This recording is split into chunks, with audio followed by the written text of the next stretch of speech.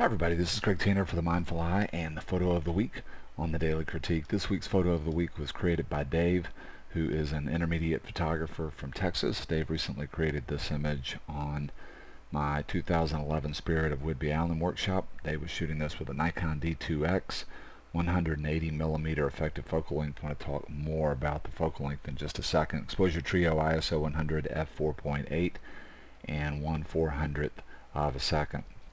First thing that I wanted to talk about here is just the idea of black and white. This image came out of the first assignment on this workshop, which was an assignment to create black and white photographs. If you are challenged at this point in the arc of your work as a photographer by composition, really encourage you to consider working for a while in monochrome. Most people that are listening to me now have a camera where you can set your JPEG processing setting on your camera. That might be called picture settings or picture styles to monochrome. The nice thing about black and white is that it simplifies. Color is one of the most complex elements of visual design. When we get rid of color, it becomes easier, in my opinion, to look at other more basic elements of design, like shape, or like the idea of quality of line or texture. You can only work on so much at one time if you want to consciously practice. That is, know what you're working on and see if you're getting better. Black and white, working in monochrome, can help you to start to break your work down in terms of seeing and visually composing, and I think can help you to make a lot of progress, a lot faster. The other thing about black and white is it connects to the tradition of photography, and it is immediately abstract, which is a very powerful concept. It allows the viewer so much of the time to bring a lot more of their own imagination to your visual storytelling process. In addition to the idea of monochrome, I just wanted to mention the effective focal length here of 180mm.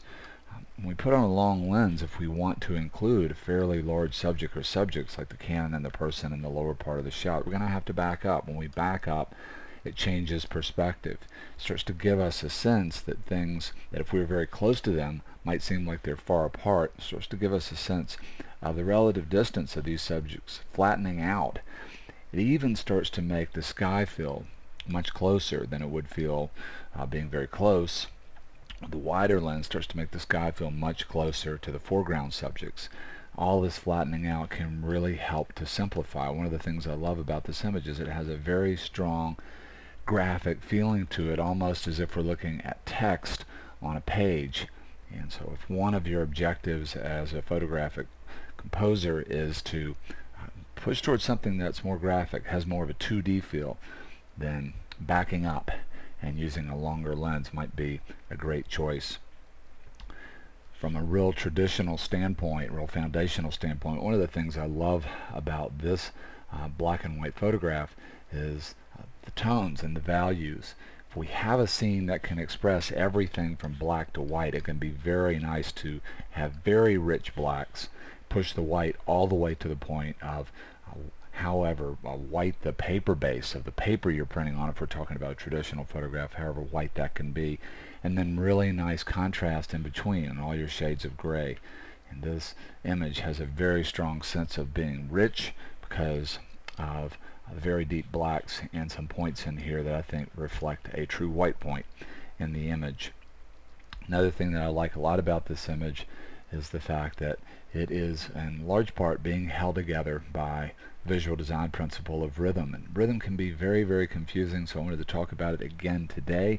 One of the reasons I wanted to talk about it in a little bit of detail today is I think this image gives us a good chance to see that rhythm is actually at its most powerful when it is subtle, when it actually moves away from pattern and just simple repetition because of the design principle of variations. Let's talk about that for a second. You see something that's happening at the level of just repetition. This long cylindrical shape gets repeated by this stacked layer of clouds. To me, this is more repetition. We talk about rhythm, we really move on a continuum from pattern, which is just the same thing repeating over and over and over again, like wallpaper. It can be interesting, but a lot of times it's boring. Repetition is when we have one idea that is repeating. And it's repeating in almost the same way, or is repeating in the same way, but it may not be happening, or probably isn't happening throughout the whole image, or it would be pattern. After just the idea of repetition or repeating, we have sort of the most highly evolved idea that connects to taking a motif and having it appear over and over and over again. And that is rhythm. Rhythm brings in the idea of variation, and one of the ways that I like to think about rhythm, or working with rhythm, is something where the variation is so great, or the motif is repeated in a way that's so subtle that it happens in the background. In other words, the viewer most of the time is not going to consciously recognize that you're repeating a motif. It's just going to be something that's going to rhyme or echo the motif, so that when the viewer moves from one area of the image like this to another area, it feels like it's connected. One of the ways that's happening here is a classic example of rhythm.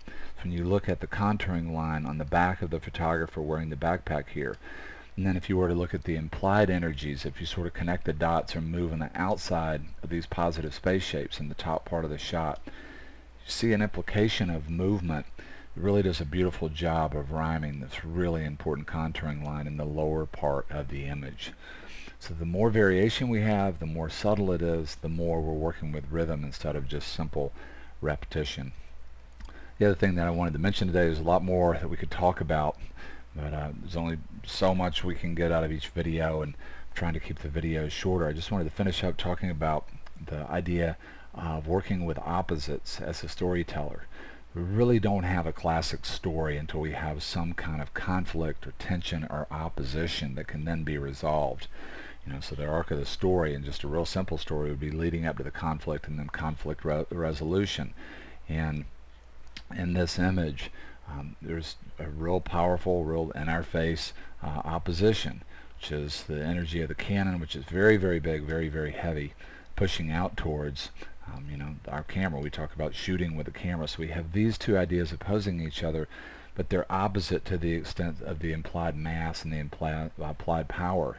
Nice thing about setting up some conflict or tension as a composer of photographs is that the viewer then has the potential increase at the level of imagination that they will resolve the tension or conflict, and so each person can bring a lot more to this photograph than it can ever be by itself if you as the photographer give the viewer a chance to get excited and involved at the level of their own imagination. That's one of the things that conceptual opposites can do for you as a visual storyteller. I said that was going to be it, but I do want to mention one more thing, and that's the design principle of proportion. Dave has something real classic going on here. He has these real heavy ideas, very powerful archetypes at the bottom, and they're showing up in a small amount, and that is juxtaposed with a lot of a subject that has a lot less visual weight. It's literally airy, and then conceptually it just isn't anywhere near as powerful as the silhouette of the cannon, and especially the silhouette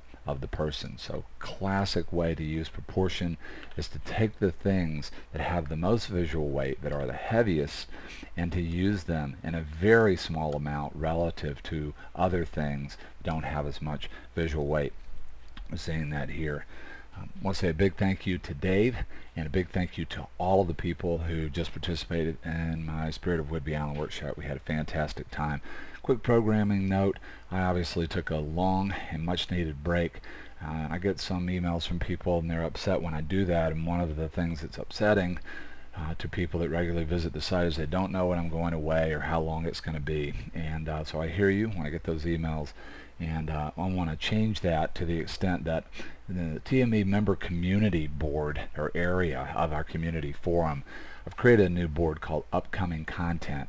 And in the future you'll be able to look there, see the content that's in the can. What do I mean by that? It's already been put into the system of the website, so it's already there, it's already recorded, and it's going to automatically publish at a certain time. I'll let you know what's been recorded in advance, so you can see that there's a break that's upcoming, or sort of know when you can come back to the site and get an update of content. Really appreciate you being here. Appreciate the people who continue to participate in our community in my absence. Really thankful for that. Hope to see you again very soon on the Mindfly.